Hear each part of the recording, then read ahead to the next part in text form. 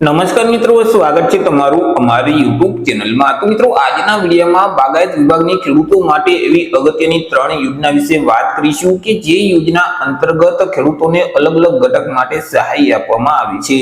યોજના વિશે આપણે તમામ માહિતી એક વિડીયોમાં મેળવી લઈશું, પરંતુ તે પહેલા વિડીયો ગમે તો લાઈક અને શેર કરી દેજો। ચેનલમાં નવા હોય તો ચેનલને સબસ્ક્રાઇબ કરી દેજો। તો ચાલો મિત્રો, વિડીયોની શરૂઆત કરીએ।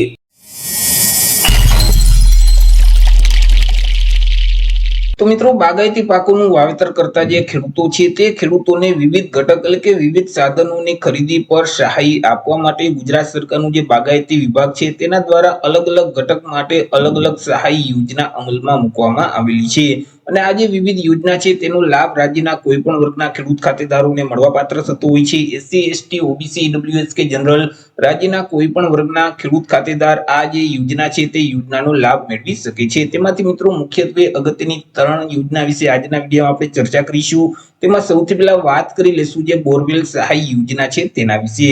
તો મિત્રો, અહીં ખેડૂતોના ખેતરમાં જે ઉભો પાક છે તે પાકને પિયત માટે ખેડૂતોએ ખેતરમાં બોર કરાવવાની જરૂરિયાત પડતી હોય છે।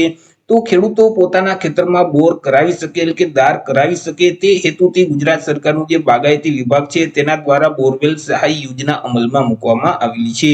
હવે આ જે સહાય યોજના છે તેનો લાભ છે તે ગુજરાત રાજ્યમાં ઓઇલ પામનું વાવેતર કરતા જે ખેડૂતો છે તે ખેડૂતો મેળવી શકે છે। પછી તે કોઈ પણ વર્ગના ખેડૂતો હોય, એસસી, એસટી, ઓબીસી, ઈડબ્લ્યુએસ કે જનરલ, પરંતુ તે ખેડૂત જો ઓઇલ પામનું વાવેતર કરતા હશે તો આ યોજનાનો લાભ છે તે મળવા પાત્ર થશે। મિત્રો, ચર્ચા કરી લઈએ સહાય વિશે। તો કે ઓઇલ પામનું વાવેતર કરતા જે ખેડૂતો છે તે ખેડૂતોએ બોરવેલ કરાવવું હોય તો બોરવેલ પાછળ જે કુલ ખર્ચ થયેલ છે તે કુલ ખર્ચના 50% લેખે સહાય આપવામાં આવે છે, અથવા તો વધુમાં વધુ રૂપિયા 50,000ની મર્યાદામાં સહાય આપવામાં આવે છે। બે રકમમાંથી જે રકમ ઓછી હશે એટલી ખેડૂતોને સહાય છે તે મળવાપાત્ર થશે અને સહાયની રકમ સીધી ડીબીટીના માધ્યમથી ખેડૂતોના બેંક ખાતામાં જમા કરાવી દેવામાં આવે છે। આ યોજનાનો લાભ છે તે આજીવનમાં એક વખત મળવાપાત્ર થાય છે, એટલે કે એક વખત યોજનાનો લાભ મેળવી લીધા પછી ફરી ક્યારેય આ યોજનાનો લાભ છે તે મળવાપાત્ર થતો નથી। હવે મિત્રો, વાત કરી લઈએ જે ખાતર માટે સહાય આપતી યોજના છે તેના વિશે। તો કે ખેડૂતોને પોતાના ઉભા પાકમાં દાણેદાર ખાતરને બદલે પ્રવાહી ખાતરનો પણ ઉપયોગ કરવાનો થતો હોય છે। અને આ જે પ્રવાહી ખાતર છે તે પાક ઉપર છંટકાવ કરીને અથવા તો ટપક પદ્ધતિ દ્વારા સિંચાઈ કરીને તેનો ઉપયોગ કરી શકાય છે, જેથી કરી ગુજરાત સરકારનું જે બાગાયતી વિભાગ છે તેના દ્વારા વોટર સોલ્યુબલ ખાતર માટે સહાય યોજના અમલમાં મૂકવામાં આવી છે કે જે યોજના અંતર્ગત ખેડૂતોને ખાતરની ખરીદી માટે સહાય આપવામાં આવે છે। આ યોજનાનો લાભ છે તે રાજ્યના કોઈ પણ વર્ગના ખેડૂત ખાતેદારોને મળવાપાત્ર થાય છે। સહાય વિશે વાત કરીએ તો અહીં જે અનુસૂચિત જાતિ અને અનુસૂચિત જનજાતિના ખેડૂતો છે તે ખેડૂતોએ યોજના અંતર્ગત જે ખાતરની ખરીદી કરેલ છે તેમની પાછળ જે કુલ ખર્ચ થયેલ છે તેમના 75% અથવા તો વધુમાં વધુ રૂપિયા 15,000, બે રકમમાંથી જે રકમ ઓછી હશે એટલી ખેડૂતોને સહાય આપવામાં આવશે। એસસી, એસટી સિવાય બાકી જે તમામ જે ખેડૂતો છે તે ખેડૂતોએ યોજના અંતર્ગત ખાતરની જે ખરીદી કરેલ છે અને તેની પાછળ જે કુલ ખર્ચ થયેલ છે તેના 50% અથવા તો વધુમાં વધુ રૂપિયા 10,000, બે રકમમાંથી જે રકમ ઓછી હશે એટલી ખેડૂતોને સહાય છે તે આપવામાં આવી છે।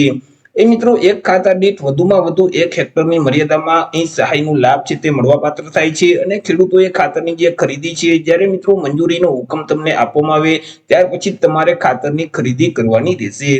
હવે વાત કરી લઈએ વજન કાંટા માટે જે સહાય આપતી યોજના છે તેના વિશે।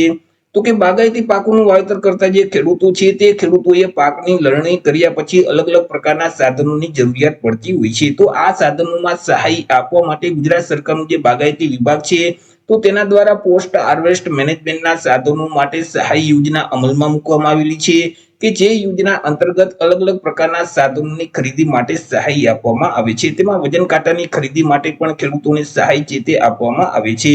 યોજનાનો લાભ છે તે રાજ્યના કોઈ પણ વર્ગના ખેડૂત ખાતેદારો છે તે યોજનાનો લાભ મેળવી શકે છે। મિત્રો, અહીં યોજના અંતર્ગત ઇલેક્ટ્રિક વજન કાંટો છે તથા પ્લાસ્ટિકના કેરેટની ખરીદી કરવા માટે ખેડૂતોને સહાય છે તે આપવામાં આવે છે।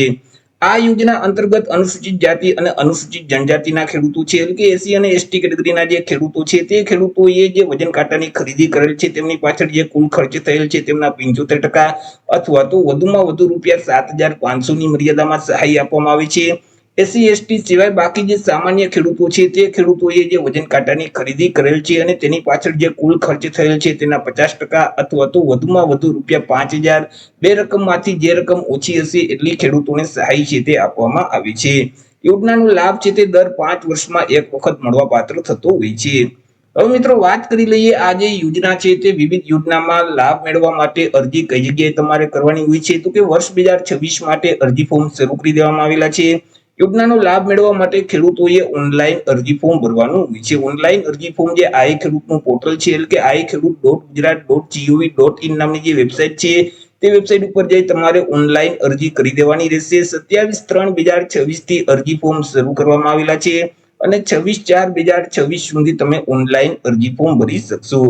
મિત્રો તમારે ઘર બેઠા જો આ યોજનામાં ઓનલાઈન અરજી ફોર્મ ભરવું હોય તો અમારા જે WhatsApp નંબર છે 6352228352 આ નંબર પર તમે મિત્રો મેસેજ કરશો, હાય લખી મેસેજ કરી દેશો, અથવા તો જે યોજનામાં તમારે અરજી ફોર્મ ભરવું છે તે યોજનાનું નામ લખી તમે મેસેજ કરશો કે અમારે આ યોજનામાં અરજી ફોર્મ ભરવું છે તો તમને નજીવી ફી સાથે ઘર બેઠા જ ઓનલાઈન અરજી કરી દેવામાં આવશે। ડોક્યુમેન્ટ વિશે વાત કરીએ કે મિત્રો અહીં અલગ અલગ જે યોજના છે તેમાં લાભ મેળવવા માટે કયા કયા ડોક્યુમેન્ટની જરૂરિયાત પડતી હોય છે તો કે એસસી કે એસટી કેટેગરીના જે ખેડૂતો છે તેઓ માટે જાતિના દાખલાની જરૂર પડશે। દિવ્યાંગ ખેડૂતો માટે દિવ્યાંગતાનું પ્રમાણપત્ર છે, રેશન કાર્ડ છે, આધાર કાર્ડ છે, બેંક પાસબુકના પ્રથમ પાનાની નકલ અથવા તો રદ કરેલ ચેક છે, ગામ નંબર 7/8 ના ઉતારાની નકલ છે, સંયુક્ત ખાતેદાર હોય તો અન્ય ખેડૂતનું સંમતિ પત્રક છે અને તમે જે તે યોજના માટે જે તે સાધનોની ખરીદી કરેલ છે તેમનું ઓરિજિનલ બિલ પણ તમારે આપવાનું રહેશે। તો જ્યારે તમને ડોક્યુમેન્ટ અપલોડ કરવાનું કહેવામાં આવે તો ત્યારે તમારે આ ખેડૂતના પોર્ટલ પર આટલા ડોક્યુમેન્ટ અપલોડ કરી દેવાના રહેશે। તો એ રીતે મિત્રો ખેડૂતો માટે બાગાયત વિભાગની અગત્યની 3 યોજના કહી શકાય કે જે યોજના અંતર્ગત અલગ અલગ પ્રકારના સાધનોની ખરીદી માટે સહાય આપવામાં આવી છે। તો આશા રાખું છું વિડીયો પસંદ પડ્યો હશે। વિડીયો પસંદ પડ્યો તો લાઈક અને શેર કરી દેજો, ચેનલમાં નવા હોય તો ચેનલને સબસ્ક્રાઇબ કરી દેજો। ફરી મળીશું એક નવા ટોપિક સાથે એક નવા જ વિડીયોમાં। ત્યાં સુધી જય હિન્દ, વંદે માતરમ।